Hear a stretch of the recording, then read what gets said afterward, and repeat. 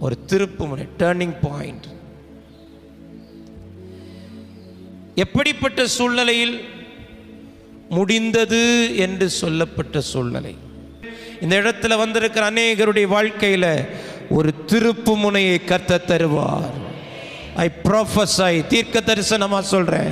முடிந்து போன நிலையில வந்திருக்கிற, எல்லாம் முடிந்து போன நிலையில் அடுத்த கட்டத்துக்கு நேராக நகர முடியாதபடிக்கு என்ன செய்வதென்கிற குழப்பத்தோடு இந்த காலை நேரத்தில் இந்த வார்த்தை கேட்டுக்கொண்டிருப்பேனா, ஆண்டவருடைய சந்திப்பு ஒரு திருப்பு முனையை உன் வாழ்க்கையிலே கொண்டு வரும்.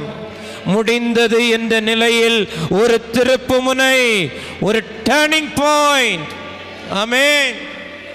உலகமே சொல்லுகிறது முடிந்தது, அவ்வளவுதான், கிடைக்காது, நடக்காது, வாய்க்காது.